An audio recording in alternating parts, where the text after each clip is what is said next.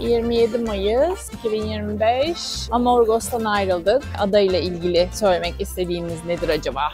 Küçücük bir ada, çok şirin, huzurlu. Yemekle ilgili gerçekten çok güzel yerler var. Restoranlar, lokantalar. Lokal yemekler çok güzel. Füzyon mutfağı anlamında çok başarılıydı. Orası çok güzel. Anakofinisi'ye doğru gidiyoruz. 1-1,5 saat yol yaptıktan sonra ancak bir rüzgar geldi. Nihayet motorumuzu kapattık. Şimdi Orsa seyrinde Anakofinisi'ye doğru gidiyoruz. Rüzgar vurdu mu kötü vuruyor ama ne yazık ki yelken yapmaya uygun rüzgar gelmiyor bir türlü. Bu sene yola çıktığımızdan beri hep motor yapmak zorunda kaldık. O yüzden çok mutsuzuz. Çok nadir yelken yapabiliyoruz. O da biraz bizim için sıkıntı. Çünkü yelken yapmayı gerçekten çok seviyoruz.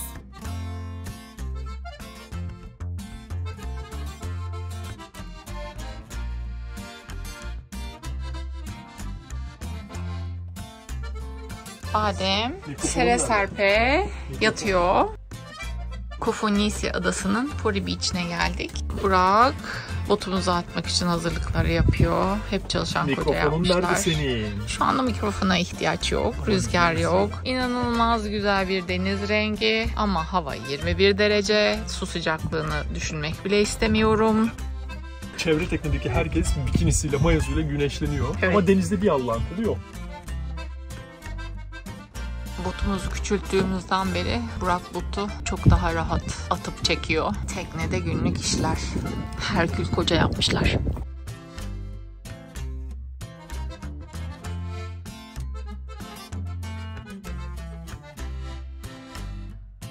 Gelmedi mi çiş? Hadi gidiyoruz. Haydi bakalım.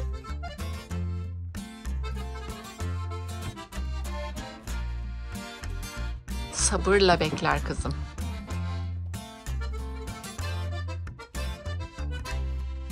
Badem, hadi bebeğim. Artık yerleştirmeyi öğrendi kendini Badem.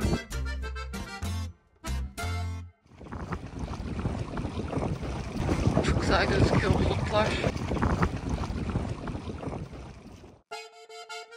Pori Beach'e aşık oldum. İnanılmaz turkuaz bir deniz. Kuzey ve batı yönünden esen rüzgarlar için son derece korunaklı. Kuzeydoğuya döndüğü anda dalga almaya başlar. Anakofinisi'nin Pori Beach sahilinde rastladığımız şirin ahtapot.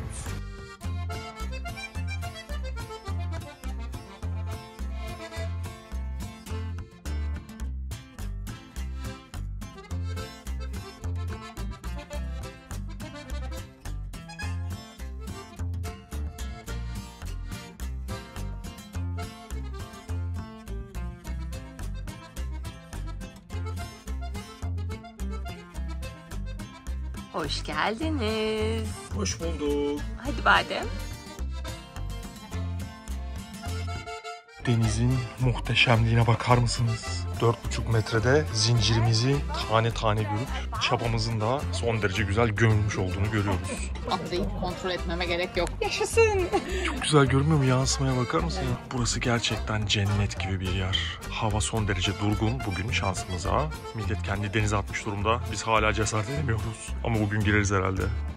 Yakın çevremiz teknelerle çevrili. Geceliğin bayağı tedirgin olduk. Acaba tokuşur muyuz diye. Neşe bugün sabah yogalarına başladı. Bu demek oluyor ki yaz geldi. Her ne kadar derece 21 dereceyi gösterse de bugün denize girmek konusunda çok umutluyum. 2025 yazının açılışını bu koyda yapmak istiyoruz. Hiçbir hava tahmininde göstermemekle birlikte hava 15-20 knotlara çıktı. Şimdi biraz daha zincir boşaltacağız.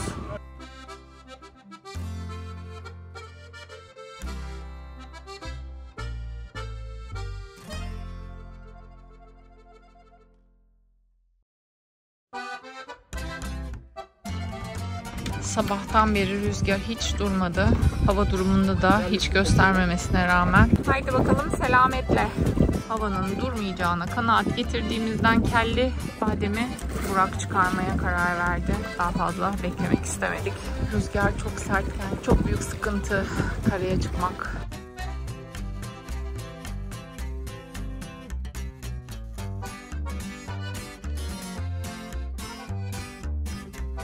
Gala Beach'e doğru gidiyoruz. Orası da çok enteresan bir yer.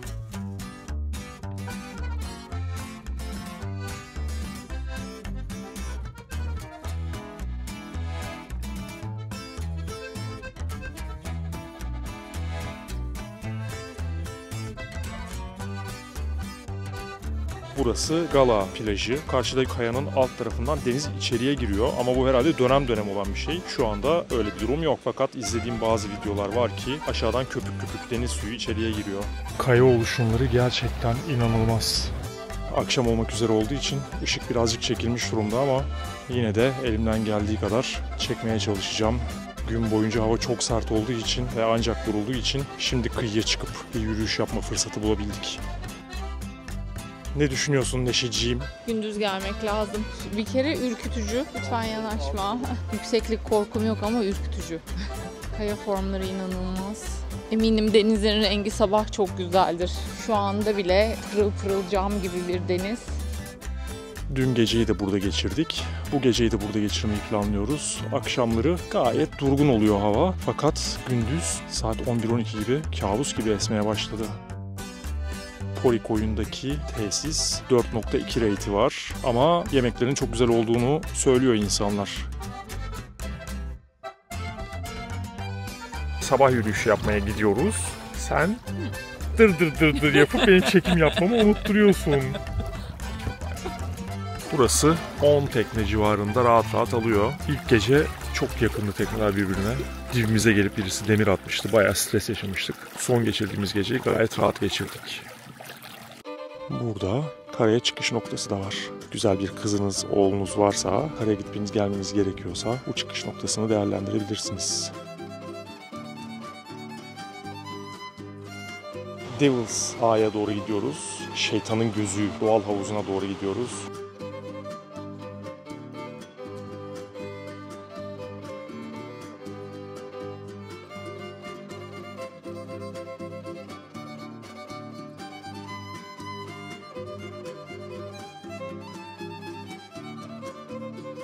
Yoldaki bu kayalık renkleri çok hoşuma gitti.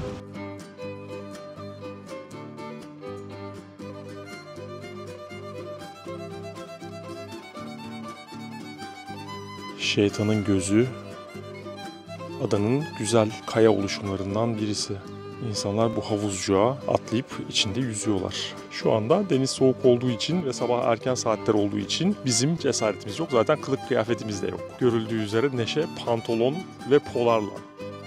Hadi Badem koş annenin peşinden koş koş koş. Ve Neşe sezonu açtı. Yunus balığım benim. Valla şuradan denize girmeden gitseydim çok üzülecektim. Çok mutluyum. Neşe için 2025 sezonu açılmış. Koltuğun tepesinden gördü bizi.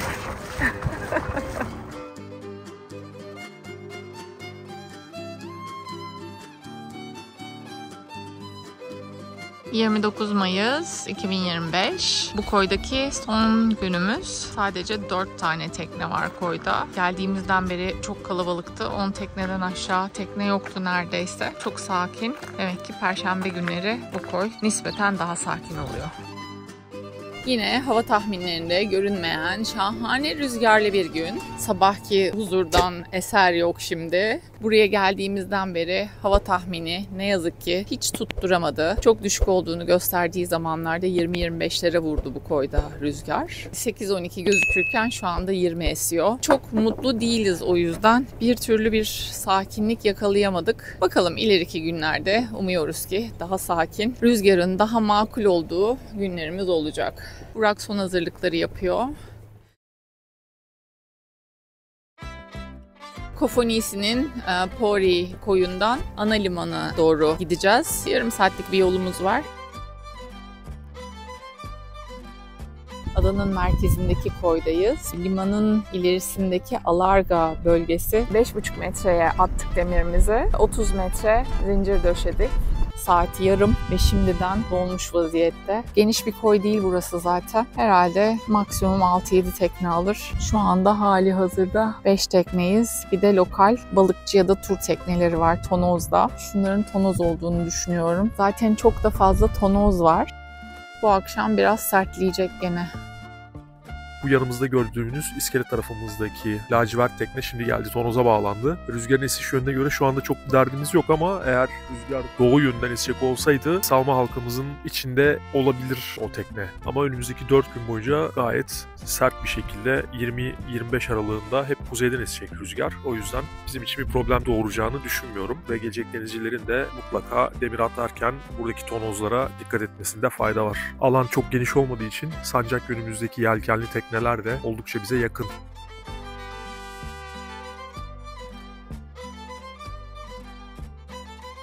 Anakofinisi'nin merkezine gelmiş bulunuyoruz. Bu dar giriş Anakofinisi'nin belediye marinasının girişi. Buradan içeriye giriyorsunuz. Burada tonoz alatları var ama belli bir metrenin üzerindeki tekneleri alamıyorlar. Galiba 45 metre, emin değilim. Doğrusunu öğrenip yazarım. Tonoz alatı alıp kıçınızı kuzey-doğu yönüne verecek şekilde bağlanıyorsunuz. İçeriye şu an itibariyle böyle uçak gibi olan botlardan bir tane giriyor. 15 teknelik alan var. Önceden rezervasyon yaptırmakta fayda var. Marinaya bağlanmak için 11-12 metre boyunda bir tekneye 19-20 euro civarında bir para ödüyorsunuz. Bunun içinde su ve elektrik de var. Marinanın hemen yan tarafında da demir bölgesi var. Bir plajın ön kısmında yer alıyor demir bölgesi. Tonozları görüyorsunuz. Lokal teknelerin tonozları. Biraz daha açıkta da demirde duran yelkenli tekneleri görüyorsunuz. Şu anda bize en yakın olan tekne bir Abadem teknesi.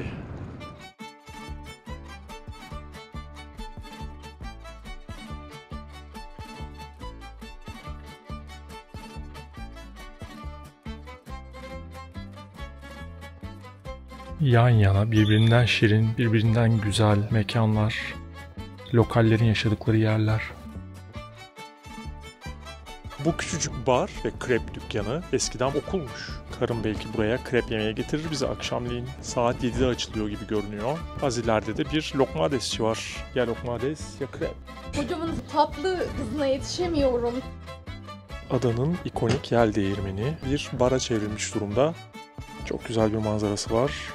Komşu ada Katakofinisi'yi görüyor. Bu akşam Kaptan Nikola'ya geldik. Gün batımı burada muhtemelen çok güzel oluyor. Fakat bugün hava birazcık bulutlu. Oturduğumuz yerden adanın yel değirmenlerinden birisini görüyorsunuz. O derece keyifli bir mekan. Kabak kızartması, sulandırmadan bu şekilde kızartabilmek büyük meziyet. Hiç yağ çektirmeden son derece kıvamında çok güzel kızartmışlar. İçi diri, çıtır çıtır, çok başarılı. Domates soslu, incirli, ahtapotlu fava. Gördüğünüz gibi porsiyonlar oldukça büyük. Fiyatlar da çok ucuz sayılmaz. Domatesli, biberli, beyaz peynirle doldurulmuş kalamar. Bunu ilk Midil'de yemiştik ve gerçekten orada bayılmıştık. Ondan sonra da hiçbir yediğimiz yerde oradaki aldığımız lezzeti alamamıştık. İçinden böyle erimiş peynir, domates ve yeşil biber karışımı çıkıyor. Kofinisi gerçekten çok şirin bir yerleşke. Küçücük ama son derece keyifli sokakları, kafeleri, restoranları var.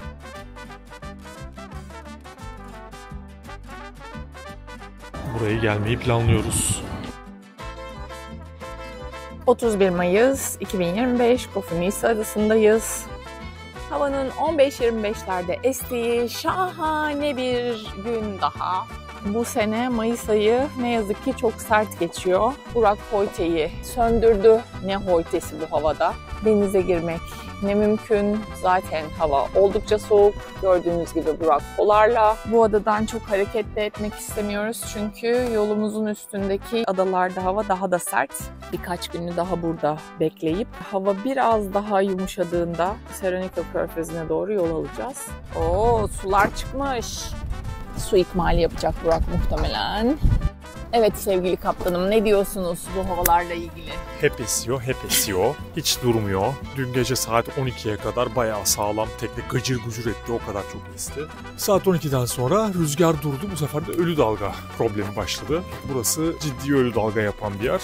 Rüzgar olmadığı zaman çok da dert değil. Gayet güzel, keyifli bir şekilde uyuduk aslında. Sabah kalktığımızda saat 7 gibi tekrar kaldığı yerden sazı aldı eline.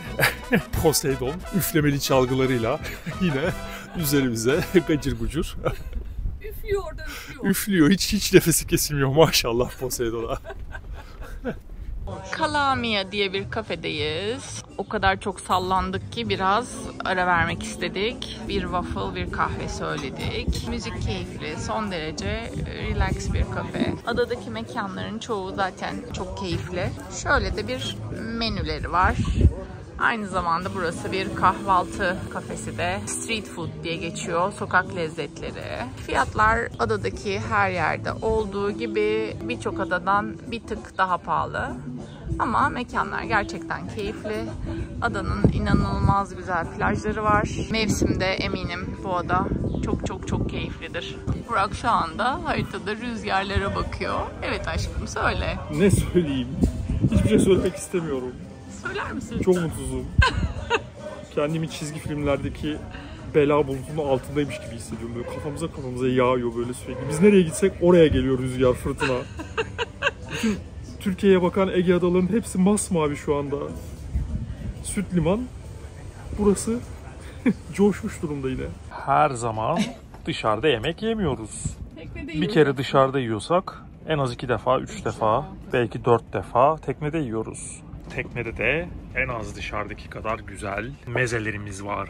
Taco salat. Neşe taco salatayı artık gayet güzel bir şekilde yapıyor. Meksika fasulyesi, atom, kavun, beyaz peynir, caciki, uzo, zeytin. Daha ne olsun. Güneş de batıyor ama güneş birazcık böyle puslu batıyor. Ama keyfimiz gıcır. Badikomuz da yanımızda. Güzel kızım da burada. Daha ne isteriz? Rüzgarın durmasını isteriz.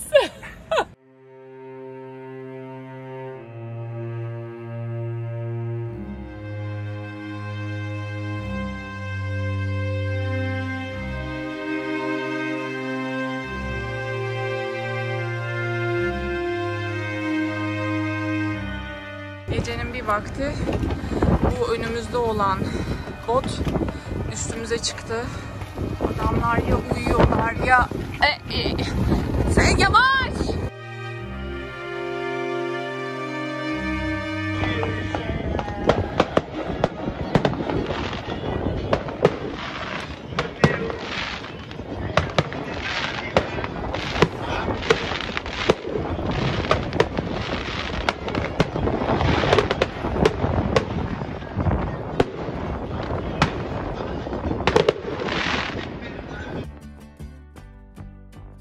Port Polis burası, kapı.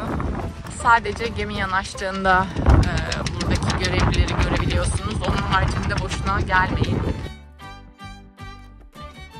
Sürekli beni sevecek başka biri var mı derdinde? Mavi boncuk badem. Herkesin mavi boncuk badem. Baba kız aşkı.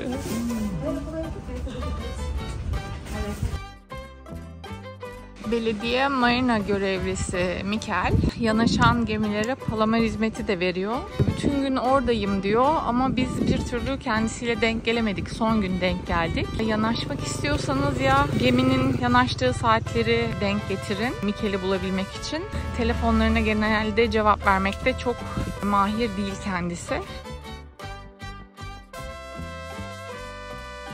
Ana merkezdeki Amos Beach'teyiz. Kumsal yolla birleşmiş.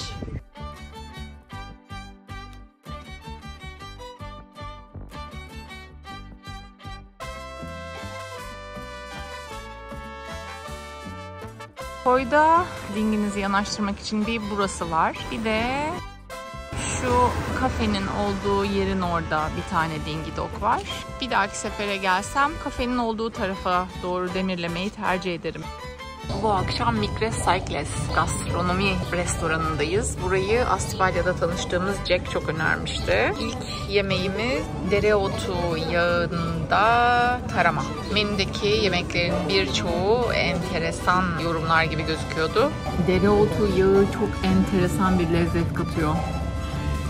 Bence çok başarılı. Bugüne kadar yediğimiz saramalardan gerçekten bir tık farklı. Ortasındaki dereotu yağı mı? Evet. Yemek yarışmalarında işte şefler de yapıyorlar ya, maydanoz yağı, dereotu yağı. Çok Gerçekten başarılı. çok lezzetli. Patates kızartması. Yanında da böyle peynirli domatesli bir sos geldi. Sarımsaklı falan enteresan bir sos.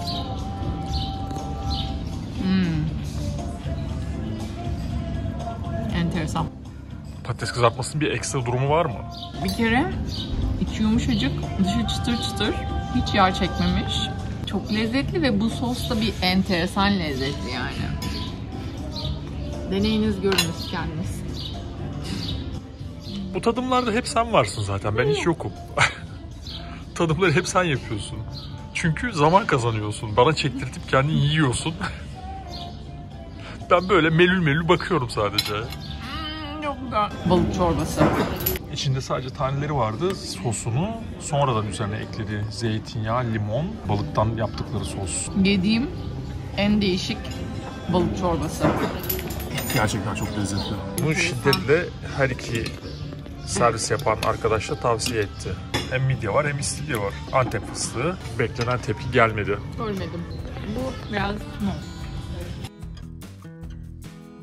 27 Mayıs'ta geldiğimiz Kofinisi Adası'ndan 2 Haziran'da ayrılıyoruz. 6 gün geçirdik bu adada. Diyebilirim ki 5 gününü çok sert rüzgarla geçirdik. O yüzden de biraz stresli geçti. Hele ki bir gece yarısı bir balıkçı teknesinin üstümüze taraması gerçekten çok stresli birkaç saat yaşattı bize. Ama Kofinisi ile ilgili söyleyebileceğimiz şeyler, rüzgarı hariç sevdik bu adayı. Denizi muazzam. Keşke daha sıcak bir havada gelseydik de daha keyfini çıkarabilseydik. Orası çok güzel. Güzel kafeleri, restoranları var ama çok küçük bir ada. Yönümüz nereye doğru gidiyorduk biz ya? Paros, nasıl aklıma gelmedi. Her demir alışta olduğu gibi yine kelebekler.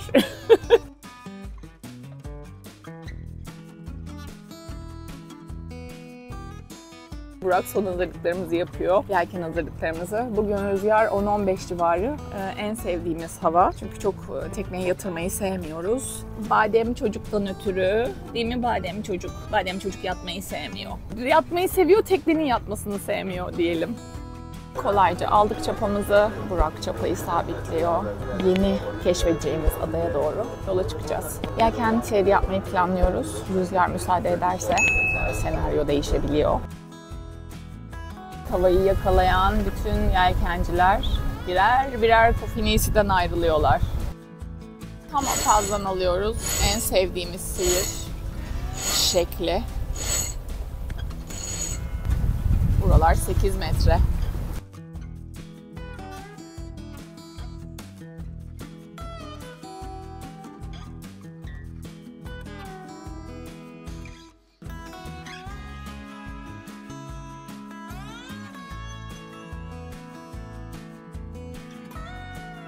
Paros'a doğru yaklaşıyoruz. Buraya doğru yaklaşıyoruz. Biz de Paros'a doğru yaklaşıyoruz.